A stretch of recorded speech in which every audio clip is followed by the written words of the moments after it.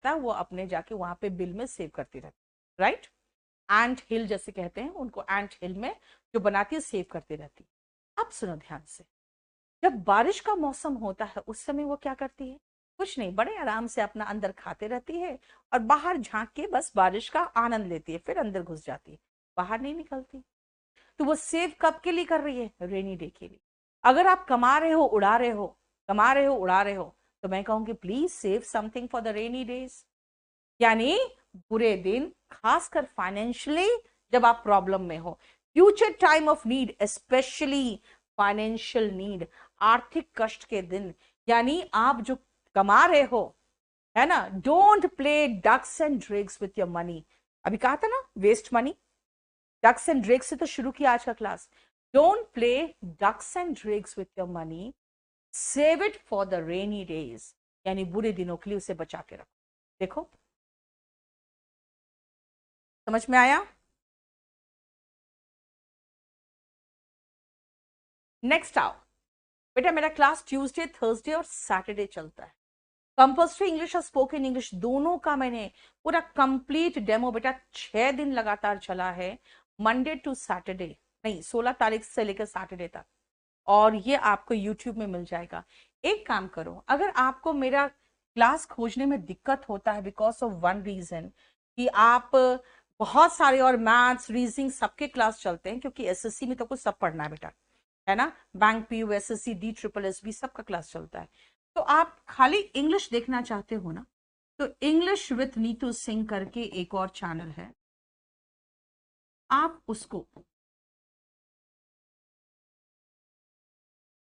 इसको सब्सक्राइब कर, ठीक है, इंग्लिश विथ नीतू सिंह। और जो लोग यहाँ पे डिफेंस वाले बच्चे हैं बेटा, वो केडी डिफेंस ब्रिगेड, इसको जरूर सब्सक्राइब कर ले, केडी डिफेंस ब्रिगेड, इसका बहुत अच्छा, हम लोग एक टीम लेके मोस्ट प्रोबेबली कल मैं आपको उससे इंट्रोड्यूस करा दूंगी। क्लियर? चलो नेक्स्ट आओ, रीड बिटवीन द लाइंस, मतलब इसका मतलब है कि अंदर का मीनिंग, जो छिपा हुआ मीनिंग है बेटा वो समझो, छिपा हुआ मीनिंग समझो। मान लो आप किसी से फाइनेंशियल हेल्प पे आप निर्भर हो, डिस्क्रिप्टिव बेटा अलग है। डिस्क्रिप्टिव अगर हिंदी मीडियम के हो तो कंपल्सरी इंग्लिश ले लो, और अगर इंग्लिश मीडियम के हो तो एसएससी सीजीएल टियर 2 का ले लेना, और वो आप वीओडी लेना, क्योंकि अभी वो वीओडी है। सुनो, मान लो आप किसी पर निर्भर हो, पैसा वो खर्च कर रहा है और आप तब इसको आप पढ़ाई कर पा रहे हो यहाँ पे रुक के। अब वो आप उसकी चिट्ठी आई है ये लिखते हुए कि आजकल बहुत फाइनेंशियल क्राइसिस चल रहा है, मेरी नौकरी भी चली गई है और बहुत दिक्कत में मैं हूं, है ना। You should read between the lines. उसने ये नहीं कहा आपको कि मैं अब तुम्हें पैसे नहीं भेज पाऊंगा, आपको उसका इंटरनल मीनिंग समझना पड़ेगा। इंटरनल मीनिंग क्या है कि भैया तुम अपना कहीं और जुगाड़ कर लो, क्योंकि मैं अब तुम्हें पैसा नहीं भेज पाऊंगा वहां रहने के लिए। तो आपको मैं क्या कहूंगी कि he has written you something else, but you should read between the lines. इसका मतलब उसने सिर्फ इतना कहा है मेरी नौकरी चली गई है, आर्थिक तंगी में हूं और आजकल बहुत परेशान हो रहा, लेकिन you should read between the lines का मतलब है कि आपको उसकी इंटरनल मीनिंग समझना पड़ेगा, ठीक है। सुमित अगर पढ़ना है तो पढ़ो बेटा, नहीं पढ़ना है तो छोड़ो ना, क्या कर रहे हो आप लोग, क्यों यहाँ परेशान? सुमित एनडीए के लिए क्या हो गया? आपको कुछ भी पूछना है ना, आप मुझे नंबर दे रही हूं मैं बार बार, बेटा उसमें पूछो, यहाँ पे मैं पढ़ा रही हूँ, जवाब नहीं दे पाऊंगी। एनडीए एयरफोर्स दोनों का न्यू बैच आ रहा है 28 तारीख से, और वो मेरे साथ आ रहा है, मैं उसमें हूँ, इसलिए आपको कोई प्रॉब्लम नहीं होगा निकेत, ठीक है। एनडीए के लिए बिल्कुल यूजफुल है पीडीएफ। बादशाह मैं कोशिश करती हूँ, आप केडी लाइव टेलीग्राम चैनल को सब्सक्राइब कर लो, उसमें मैं कोशिश करूंगी आज पीडीएफ डाल देने का, ठीक है। अब आओ red handed. What is the meaning of red handed? Red handed का मतलब होता है जब आप कोई गलती कर रहे हो या कोई क्राइम कोई कर रहा है उसी समय पकड़ा जाना। अगर मैं कहूं यार उसके बचने की संभावना नहीं है, he was caught red handed, यानी जिस समय क्राइम वो कमिट कर रहा था ना, उसी समय पकड़ा गया है। He was caught red handed, he can not escape punishment. Punishment से कैसे बचेगा भाई, उसे तो रंगे हाथों पकड़ लिया गया है। कई बार आपको क्लास में बेटा मैं रंगे हाथों पकड़ती हूँ इधर उधर ताड़ते हुए, ठीक है, फिर छोड़ देती हूँ, क्या करूं, आपका हार्मोन की गलती है, आपकी भी नहीं। एसएससी जीडी का बैच बेटा ऑलरेडी आया हुआ है, बैंक के लिए भी ऑलरेडी आया हुआ है। हाँ, बैंक के लिए भी। मेरा मेरा इंग्लिश सबके लिए हेल्पफुल होता है, ये जान लो अच्छे से। चलो, रेड लेटर डे, जिस दिन आपका सिलेक्शन हो जाएगा और आपके घर में ज्वाइनिंग लेटर पहुंचेगा, आपके लिए वो दिन कैसा होगा, क्योंकि मैम बहुत खुशी होगी सबको। जिस दिन मेरा रिजल्ट आएगा उस दिन मेरे घर में तो बिल्कुल सेलिब्रेशन होगा। It will be a red letter day for you, है ना। रेड लेटर डे का मतलब होता है अ मेमोरेबली इंपॉर्टेंट और हैप्पी, है ना, बहुत खुशी का दिन होगा, अ मेमोरेबल डे होगा। क्लियर। नेक्स्ट आओ, red tapism. What is red tape, ध्यान से सुन बेटा। हमारा एक ग्रुप है, डाउट ग्रुप, वो भी मैं बता दूंगी, वो मैं यहाँ नहीं बताती हूँ बेटा, मैं आपको बताती हूँ क्लासेस में, क्योंकि उसमें सिर्फ पेड बच्चे ही उसमें डाउट्स ले रहे हैं। अगर खाली ऐसे ही कोई डाउट पूछना है तो आप यहीं पूछ लो, मैं बता दूं आपको। बुक ऑर्डर kdpublication.com से, चलो kdpublication.com, ध्यान से सुनना। रेड टेपिज्म क्या है बेटा, इसको कहते हैं लाल फीता साई। पहले क्या होता था ना, बड़े बड़े रूम्स में फाइल रखे हुए हैं, और फाइल का जो धागा, जो फीता होता था ना, वो रेड कलर का होता था। ब्राउन फाइल्स के रेड फीते आप देखे होंगे पुराने फाइल्स के, ठीक है। तो वो फाइल्स बिल्कुल वैसे धूल की कलर का तो होता था, सिर्फ लाल लाल फीते ही दिखते थे। इसका मतलब वो क्या था, वो रेड टेपिज्म। कहते थे यार इतनी फॉर्मेलिटीज, इतने गवर्नमेंट फॉर्मेलिटीज, कैसे कोई कमाएगा, और कैसे किसी का काम आगे बढ़ेगा, और कैसे कोई अपना बिजनेस स्थापित करेगा। There is so much of red tapeism in India that it is very difficult to establish a business, है ना। रेड टेपिज्म का मतलब होता है too many government formalities, strict adherence to excessive paper work and official formalities. आप सीधा लिख सकते हो इसको, पूरा इतना लंबा चौड़ा नहीं लिख के लिख सकते हो, टू मेनी गवर्नमेंट फॉर्मेलिटी,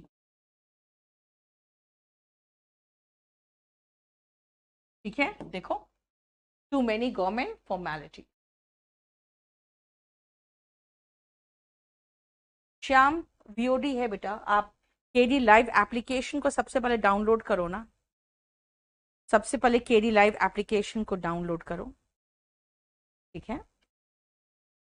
चलो, रेस्ट ऑन वंस लॉरेल्स, मतलब जैसे मेरा बेटा बहुत खुश हुआ था जब वो सिर्फ और सिर्फ 5 साल की उम्र में माउंट एवरेस्ट के बेस कैंप तक पहुंचा था, ठीक है। और वो सबसे छोटा बच्चा, उस समय उम्र में सबसे छोटा बच्चा था जो माउंट एवरेस्ट के बेस कैंप तक 5 साल की उम्र में पहुंचा था। Okay fine. 8 साल की उम्र हुई तो कहता है मम्मी हम सबसे छोटे थे ना जो इतने ऊपर तक चढ़े थे। मैंने कहा हाँ बेटा, ठीक है। 10 साल के हुआ बाद क्या कहा, welcome facts and cause AIR 26 2018। अगर आप मेरे स्टूडेंट हो तो मुझे मेरे व्हाट्सएप पे कांटेक्ट करो, मैं आपका इंटरव्यू करवाऊं, अगर मेरे स्टूडेंट हो तो, है ना। देखे थे फादर्स डे वाले दिन उस लड़की का इंटरव्यू, देखा आपने, प्रीति अहलावत का, बहुत इंस्पायरिंग लगेगा आपको। अपने फादर के साथ बैठ कर देखना, ठीक है, बहुत अच्छा लगेगा। 12 साल के बाद हुआ तो कहता है कि मम्मा हम तो चढ़े थे ना, सबसे छोटा थे ना, मैं सबसे छोटा था जब मैं सबसे कम उम्र में माउंट एवरेस्ट बेस कैंप पे पहुंचा। मैंने कहा बेटा बहुत साल हो गए तुम्हारे चढ़े हुए, अब आगे तो कुछ करो, है ना, पढ़ाई कर लो, कुछ और करो ताकि लाइफ में आगे बढ़ो। जो पुरानी उपलब्धि है उसी पर जमे रहोगे क्या। He is trying to rest on his laurels. That is wrong. एक उपलब्धि हो गया, अब आगे कुछ और सोचो, आगे कुछ और सोचो, मतलब आप अपने पुरानी उपलब्धि पर ही निर्भर रहोगे, आगे कुछ तो सोचोगे ना, आगे भी तो कुछ करना है। Don't rest on your laurels, पिछले उपलब्धि पर निर्भर मत रहो, ठीक है। So I try to pull his leg sometimes I try to pull his leg. उसके बाद उसको लगता है कि मेरी मम्मी है। आज सुबह सुबह आई स्लेप्ट, मेरा रोज का क्या हो जाता है, I usually sleep around 3 or 4. So last night I slept around 4 a.m. and in the morning around 9 he came to my room. और उसको जब पढ़ाई शुरू होती है ना बेटा, जब उसके क्लासेस होते हैं तो सारी बीमारियां उसी समय उसको होती। तो he came to my room and said मेरे सर में बहुत दर्द है। ही एक्सपेक्टेड मी टू से कि ठीक है बेटा कोई बात नहीं, बंद कर दो ऑनलाइन क्लास और सो जाओ। मैं प्रिटेंड करती रही मैं सो रही हूँ। फिर कहता है मम्मी मेरे सर में बहुत दर्द है। तो मैंने कहा मैं क्या करूं। फिर कहता है कैसी मम्मी है। I told this and left my room. So he is trying to rest on his laurels only. And without any rhyme or reason, I never allow him to take off from his class. मैं बिल्कुल नहीं चाहती हूं कि class को bunk करे या class नहीं ले बिना किसी कारण के। राइम और रीजन मतलब होता है किसी भी कारण से, सेंस लॉजिक और reason you can say, not meaning, reason करो। So he cannot take any leave. He cannot take any leave without rhyme or reason. He just want to take one off without any rhyme or reason, बिना किसी कारण के। आज मैं of ले लूं, मेरे सर में दर्द है। मैं नहीं मानती, ठीक है। बोलता कैसी माँ हो, चलो कैसी माँ हो, क्या नहीं हो अच्छी माँ, ठीक है। जीडी का बैच अब बेटा स्टार्ट हो चुका है संजीव। लेटेस्ट बैच के लिए आप मुझे व्हाट्सएप कर दो। ये देखो अभिराज को, ये बेटा अपने ही काम में लगा हुआ है, हाई खुशी। बेटा खुशी तुम्हें नहीं देगी लिफ्ट। और ऑनलाइन है ना, ये लड़कियों का नाम देखकर अपने दिल इधर उधर मत फेंका करो, है ना। यहाँ पे ऑनलाइन में बहुत सारे एंजल प्रिया घूम रही है। मोंटी रॉय जानते हो ना, बहुत सारे हैं यहाँ पे, बहुत सारी एंजल प्रिया है। इसीलिए ऑनलाइन लड़कियों का नाम देखकर इधर उधर दिल फेंका फेंकी मत करो। चलो नेक्स्ट बेटा, ये स्टैटिक जीके का बैच जरूर ले लेना आप। टीसीएस में बहुत इंपॉर्टेंट हो गया है स्टैटिक जीके। मैं तो बता रही हूँ ना, ऑनलाइन बहुत सारी एंजल प्रिया घूम रही है, बहुत सारे मोंटी रॉय है, इसलिए प्लीज प्लीज ऐसा कोई काम मत करना। चलो राइट हैंड बेटा, मैन भी हटा दो, यहाँ मैन वर्ड हटा दो। अगर मेरा कोई स्टाफ बहुत ज्यादा जिस पर मैं निर्भर करती हूँ काम में, उसके बिना काम होना थोड़ा मेरे लिए डिफिकल्ट होता है। मैनेजमेंट में वो मुझे बहुत हेल्प करता है, तो मैं कहूंगी ही और she is my right hand.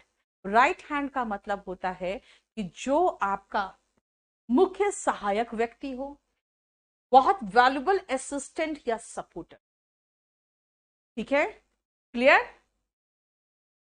Rise like a Phoenix from its ashes, बेटा ये बहुत बढ़िया, मैंने वॉल्यूम 2 में मैंने एक पूरा कंप्लीट लिखा है, Phoenix rise of the Phoenix करके लिखा है ना। उसका हेडिंग ये है राइज ऑफ द फिनिक्स। क्या है ध्यान से सुनिए। फिनिक्स एक इमेजिनरी बर्ड है। कहते हैं ये इमेजिनरी बर्ड कभी मरता नहीं है, बल्कि जब ये बूढ़ा हो जाता है और इसके पंख में बहुत जान नहीं होता है, तो ये क्या करता है, कहीं आग में जाके ये मतलब उड़ता हुआ आग में घुस जाता है और घुस के वो जल जाता है, और जलने के बाद फिर एक नया फिनिक्स उसी से उत्पन्न होके और बाहर निकलता है। ये एक इमेजिनेशन वाली बात है बेटा, इमेजिनेशन की बात है। सुनो ध्यान से।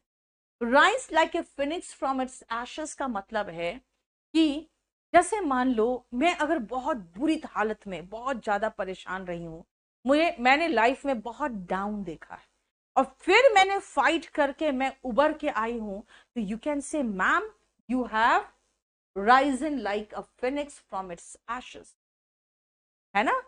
एशेस से फिर से आप निकल के ऊपर आए हो, तो आप मुझे कहोगे ma'am you have Ryzen like a Phoenix from your ashes. इसका मतलब है कि आप फिर से बहुत नीचे जाने के बाद भी फिर से रिन्यू होके आई है।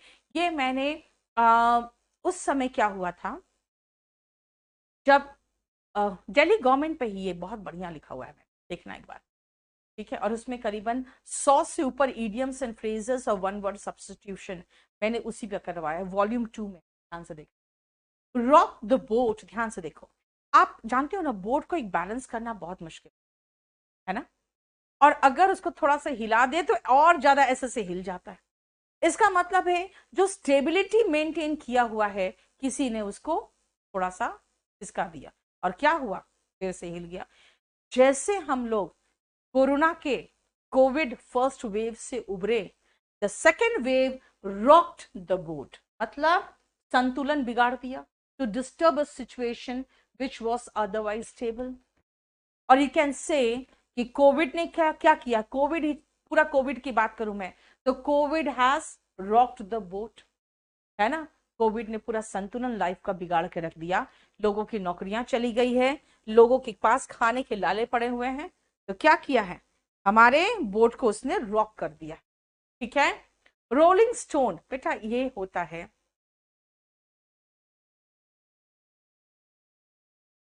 देखो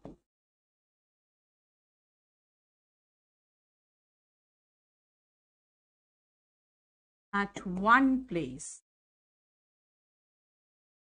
for a long time, कोई व्यक्ति जो एक स्थान पर काफी देर तक नहीं टिके,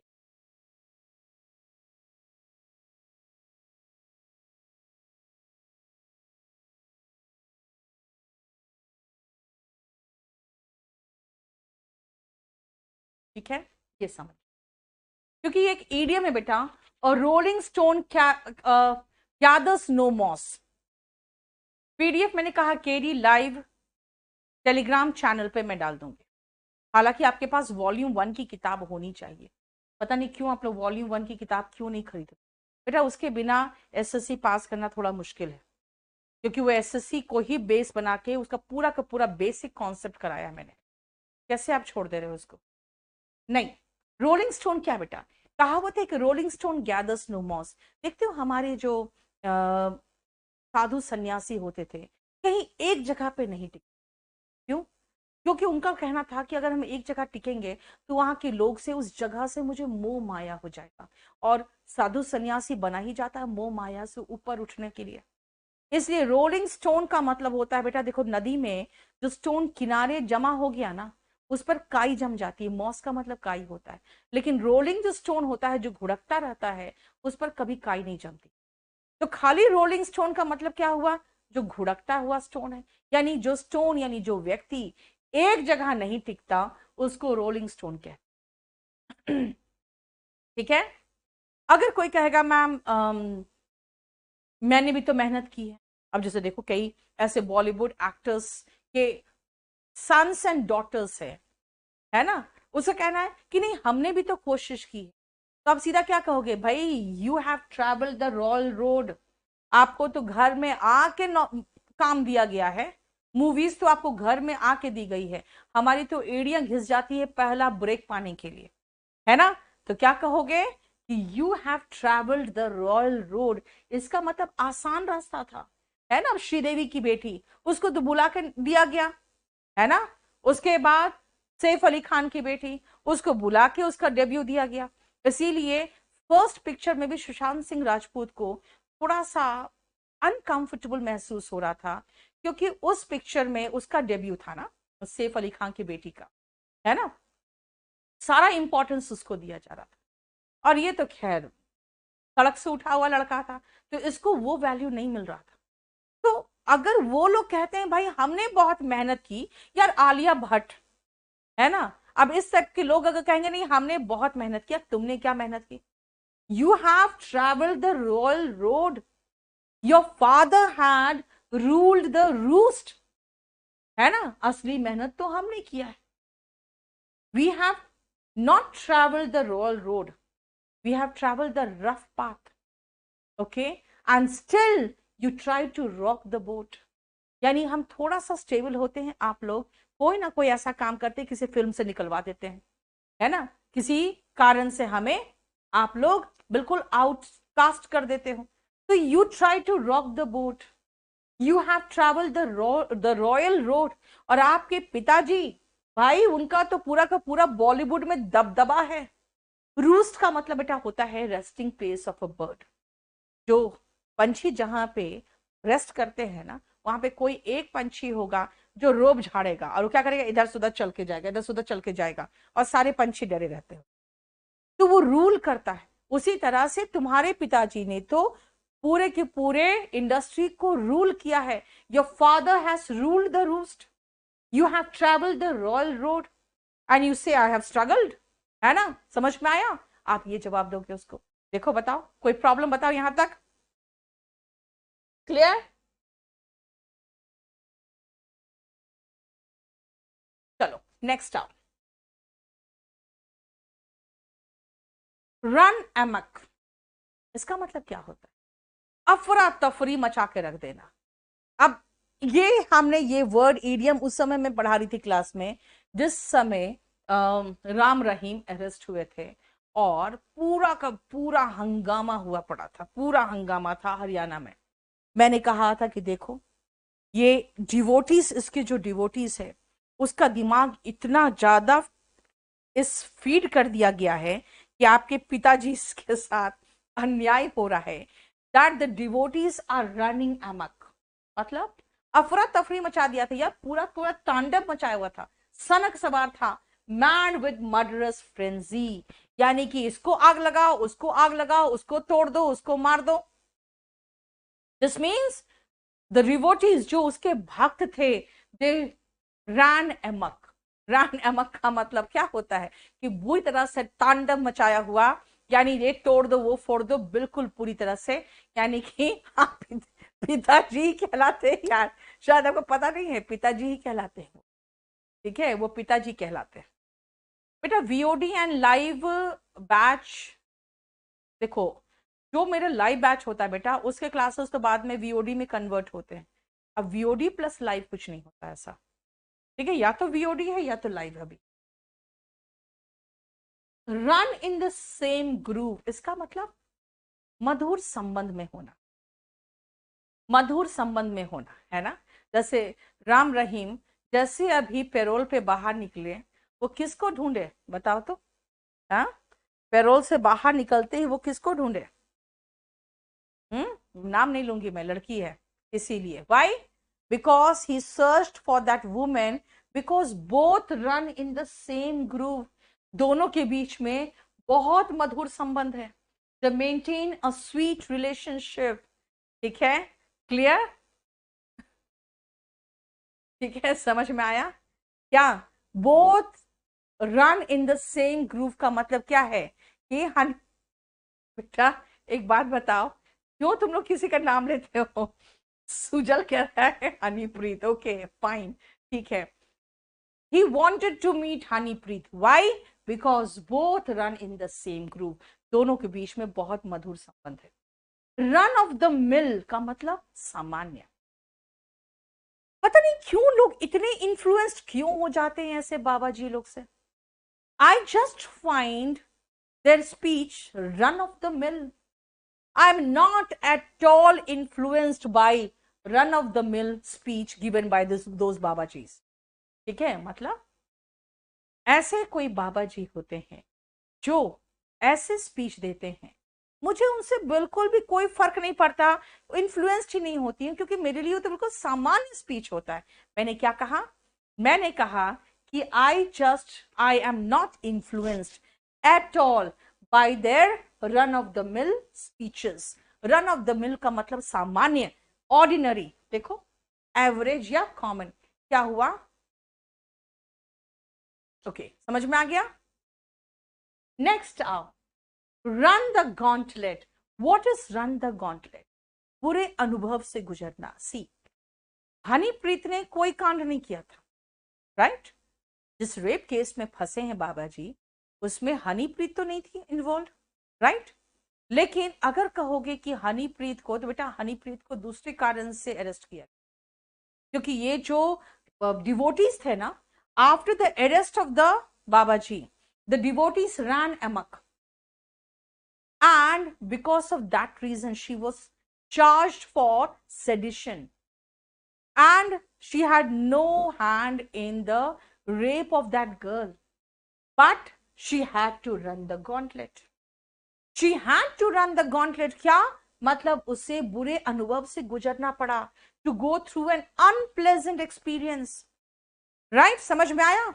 She had to run the gauntlet का मतलब होता है बेटा बुरे अनुभव से गुजरना. बोलो unpleasant. Yes. Clear? समझ में आ रहा है? बेटा ये ट्यूसडे थर्सडे सैटरडे मेरी क्लास होती. मेरी क्लास ट्यूसडे थर्सडे सैटरडे होती. क्लियर?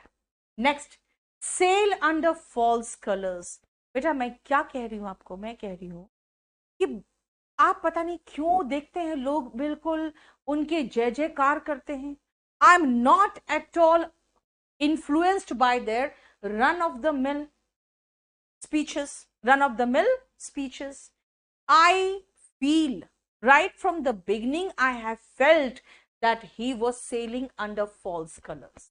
मैं शुरू से मुझे महसूस हो रहा था कि भाई ये धोखा दे रहे हैं, to pretend to be something that you are not. He called himself messenger of God. What messenger of God? Film भी कर रहा है, गाना भी गा रहा है, डायरेक्शन भी कर रहा है, हीरो भी बन गया खुद ही. यानी वो अकेला ही इतना बड़ा तोप है. He was just sailing under false colors and he has put many of his devotees in problem. Many of his devotees are running the gauntlet क्योंकि वो बुरे अनुभव से गुजर रहे हैं. कई तो अभी भी जेल में है. क्लियर? केडी लाइव ऐप में बेटा हमारा टेस्ट सीरीज भी है, मॉक टेस्ट सीरीज भी. ठीक है, आप उसमें आराम से टेस्ट दे सकते हो. क्लियर? नेक्स्ट आओ, सेव वन स्किन. इसका मतलब अब जब फंस गया पूरी तरह से और उसके बाद जब अंदर हो गया तो क्या हुआ, ये जो बाबा लोग हैं they try to save their skin, यानी खुद को बचाने की कोशिश करते. जब आप ऐसे कांड कर रहे होते हैं तब क्यों नहीं आप अपने आप को रोकने की कोशिश करते हो? At that time you feel that you are God and when you land into problems you try to save your skin. save one skin का मतलब होता है बेटा to save oneself, अपने खाल बचाना यानी अपने आप को बचाना. बेटा मेरा जो बैच आया है वो है कॉम्बो 16 के साथ, मेरा इंग्लिश 18 है. मेरे साथ इस बार पुष्पेंद्र सर, मोहित सर है और पूरा कंप्लीट जीएस जो है वो केडी कैंपस के ऑफलाइन टीचर्स है जो उनकी ही टीम है पूरी. ठीक है, अगर आप पूरा सबका अलग अलग लोगे आपको 6700 पड़ेगा. अगर पूरा एक साथ लोगे कॉम्बो तो आपका 5500 में हो जाए. ये 14 जून से शुरू हुआ है. मेरा बैच नंबर 18 15 जून से. चलो, CI2I. अगर मैं बहुत सारे ऐसे उनके डिवोटीज है वो बताते हैं कि भाई देखो मैं ये हूं और डिवोटीज उनके ये कहते हैं कि वो ऐसे हैं, बाबा जी ऐसा कर सकते हैं, वो चमत्कार कर सकते हैं. मैं कभी विश्वास नहीं करती हूं. I never see eye to eye with them. I never see eye to eye with them का मतलब है कि मैं कभी भी उनके साथ सहमत नहीं. सूरज आप जरा एक काम करो, जितने कमेंट्स हैं उसमें जितने लोग ये बदतमीजी कर रहे हैं खुशी करके सबको ब्लॉक कर दो इमीडिएटली, अभी तुरंत मेरे सामने. ठीक है, जितने लोग खुशी है ना सबको ब्लॉक करिए क्योंकि यहाँ पे मैं पागल दिख रही हूँ, तुम लोग को मैं पढ़ा रही हूँ, मुफ्त का हराम खोरी करवा रही हूँ और उसके बाद आप जब वैल्यू नहीं करोगे उनको इससे भी ब्लॉक करो और उनको सर्च मार के कोई भी मेरा चैनल जो भी है सबसे ब्लॉक करो. आप लोग मूर्ख समझे. पढ़ना है सही तरीके से, नहीं पढ़ना है भाड़ में जाओ. मैं यहाँ पे सिर्फ सिंसियर स्टूडेंट्स पढ़ाने आती. नौटंकी करने वाले के लिए ना मेरे क्लास में कोई जगह है, ना मेरे ऐप में कोई जगह है और ना ही मेरे यूट्यूब चैनल पे कोई जगह है. बिल्कुल कंप्लीटली ब्लॉक मारो. पहले ऊपर चलो, ऊपर से देखना. ठीक है, ऊपर से देखना. नेक्स्ट आओ, सी पिंक एलिफेंट्स। भाई पिंक एलिफेंट होता है? बोलोगे बिल्कुल नहीं होता। तो आपको मतलब पिंक एलिफेंट कैसे दिख रहा है यार? पिया हुआ होगा इसलिए पिंक एलिफेंट दिख रहा है। इसका मतलब है शराब के नशे में वो देखना जो उसको वास्तव में कहीं दुनिया में है ही नहीं। सो अगर आप कहोगे कि भाई शराब पीने के बाद ही सीज पिंक एलिफेंट, इसका मतलब क्या है? एनी विजुअल हेलुसिनेशन, यानी कुछ ऐसी चीजें दिखना अराइजिंग ड्यू टू इंटॉक्सिकेशन, है ना। अगर आप कहोगे कि नहीं नहीं कल तो आप मेरे घर आए थे, मुझे याद है आप मेरे घर आए थे, मैं कहूंगी you have seen pink elephant, इसका मतलब है कि भाई तुमने नशे में पता नहीं क्या क्या इमेजिन कर रहे हो और कह रहे हो मैं आई थी, मैं कैसे आ जाऊंगी यहाँ पे। You have seen pink elephant, इसका मतलब दो चीजें मैंने कह दिया। क्या? एक तो तुम नशे में थे, और दूसरा क्या कह दिया कि तुम नशे के बाद तुम कुछ इमेजिन कर रहे थे। सी रेड, गुस्से में लाल होना, है ना। You can see, you saw me red, कैसे? मैं गुस्से में आ गई थी, because I felt if I am teaching you by heart. बेटा ऐसे ही स्टूडेंट होते हैं जो कहते हैं मैडम बहुत मेहनत किया था लेकिन हुआ नहीं। कहां से होगा, कहां से होगा? अर्जुन को अपने मछली की आंख के अलावा कुछ नहीं दिख रहा था, ठीक है। उसके पहले जब द्रोणाचार्य ने सबको बुलाया और ट्रेनिंग देने के लिए, और पेड़ का एक पंछी जो बैठा हुआ था, कहा था उस पे तीर मारने, तो सबसे पूछा था क्या दिख रहा है, कहा पेड़ दिख रहा है, पंछी दिख रहा है, आसमान दिख रहा है। और उसके बाद जब अर्जुन को बुलाया और कहा कि निशाना लगाओ, निशाना लगाओ, ठीक से निशाना लगाओ, अब बताओ क्या दिख रहा है? उसने कहा मुझे पंछी दिख रहा है, उसके अलावा क्या दिख रहा है? उसके अलावा मुझे कुछ। अपने लक्ष्य को देखोगे ना यार, तुम लोग सब कुछ को देखोगे, लड़की भी देखोगे, उसके बाद आपको इश्क भी चाहिए, आपको दुनिया भर के मनोरंजन चाहिए, आपको आराम भी चाहिए, अच्छा खाना भी चाहिए, सब कुछ चाहिए। तो अगर बेटा अच्छे से खा पी के जब पेट भर जाता है ना तो नींद, है ना, सब कुछ चाहिए तो नहीं पढ़ाई होगा। सिलेक्शन ऐसे बच्चों का नहीं। कुछ लोग कहते हैं मैम आपके इंस्टीट्यूट से तो बहुत बच्चे पढ़े हैं और आप खाली जो सेलेक्टेड बच्चे हैं उसका फोटो दिखाते हैं। बेटा एक चीज मैं बताती हूँ, फेलियर का कोई माँ बाप नहीं, ठीक है। अगर आप असफल हो, आपका कोई भी माँ बाप नहीं होगा, कोई भी नहीं कहेगा यार ये जो बेरोजगार है ना, जो रोज आके मुफ्त की रोटियां तोड़ के जाता है रात में और दिन में, वो मेरा बेटा है। आपका बाप भी नहीं बोल, आपके फादर भी आपका इंट्रोडक्शन नहीं दे। क्यों?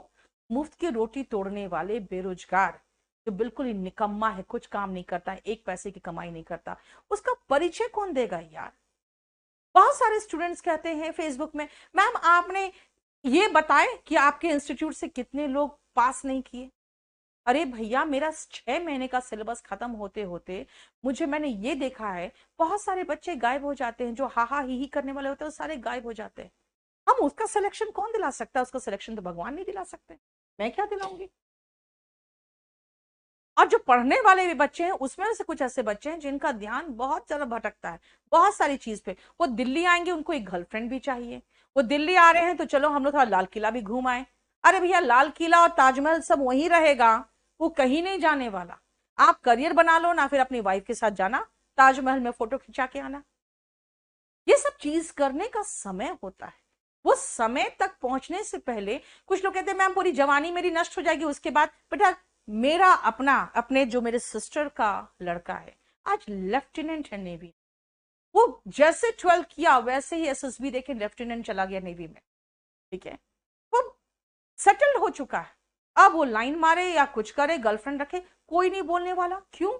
क्योंकि वो सेटल्ड हो गया। अगर आप लेट सेटल्ड हो रहे हो तो ये आपकी गलती है। आपने अभी तक क्या किया? घास छीला। अगर आपको लग रहा है आपकी जवानी बर्बाद हो रही है पढ़ाई करके, तो जवानी आपकी बर्बाद इसलिए हो रही है क्योंकि आपने लेट स्टार्ट किया। वरना आप 21 साल के लड़के देखोगे, अच्छे अच्छे 21 साल के लड़के तो बेटा 22 साल के लड़के आईएएस ऑफिसर बन के बैठे हुए हैं, और तुमसे एक एसएससी नहीं निकला है। कहां से निकलेगा? Do you even go and study properly? आपको गर्लफ्रेंड भी चाहिए, अच्छा खाना भी चाहिए, अच्छी नींद भी चाहिए, थोड़ा टेलीविजन भी चाहिए, यूट्यूब चैनल में भी एंटरटेनमेंट करना है, थोड़ा सा फेसबुक भी खोलना है, व्हाट्सएप में भी चैट करना है, आपको एक गर्लफ्रेंड भी चाहिए, बेटा ये सब करके सिलेक्शन, और अगर मेरा सिलेक्शन जिन स्टूडेंट्स का हो रहा है बेटा, मैं उन्हीं का, देखो इसको भी ब्लॉक करो, तो ब्लॉक करके क्या है, ठीक है, ब्लॉक करो इसको भी। और अगर जिसका सिलेक्शन हो रहा है उसने मेहनत की है, और मैं आपको बताती हूँ जो सिलेक्टेड बच्चे होते हैं उनके पेरेंट्स कहते हैं हाँ हाँ मेरा बेटा है ना दिल्ली पुलिस में सब इंस्पेक्टर है, मेरा बेटा ना इनकम टैक्स में इंस्पेक्टर है। अरे तुम्हारे फादर तुम्हारा इंट्रोडक्शन दे रहे हैं तो मैं भी दे रही हूँ, और तुम फेलियर हो, तुम्हारा इंट्रोडक्शन क्यों दूं मैं, और किस बात का दूंगी। इसीलिए याद रखना, मैं आज बहुत डांट किस लिए कह रही हूं, क्योंकि मैंने आज महसूस किया है कि बच्चों की यार, इनको मैं फ्री फंड का पढ़ा रही हूं इन गधों को, और ये बिजी है किसी और चीज। मैंने बीच में भी समझाया कि बेटा लड़की का नाम देख के ये मत समझो कि जरूरी नहीं कि वो लड़की होगी, ठीक है, ऐसे बहुत सारे जगह पे आप फंसोगे और गलत हाथ चले जाओगे, लेकिन ना, मजे ले रहे हैं। You should be ashamed that if someone is teaching you wholeheartedly and you are enjoying somewhere else, a shame, a matter of shame. परसों से बिल्कुल वही स्टूडेंट आओगे, बिल्कुल चुन चुन के, जितने लोगों ने ये नौटंकी की है ना, अननेसेसरी चीजें, सबको ब्लॉक मारा। We don't need such student. बाकी लोग लाइक शेयर एंड सब्सक्राइब करो, क्योंकि आप अगर इस तरह से लाइक शेयर एंड सब्सक्राइब करोगे, टीचर्स मोटिवेटेड होते हैं, यस हमारे क्लास में इतने सब्सक्रिप्शन आए हैं और मैंने ये दिया है, ठीक है, हम लोग के बीच में कंपटीशन होता है। चलो थैंक यू सो मच, परसों आपसे मुलाकात होगी। 280 तक हमारा हो चुका है। प्लेलिस्ट वॉल्यूम 1 में खोजना, आपको सारा मिल जाएगा वीडियो।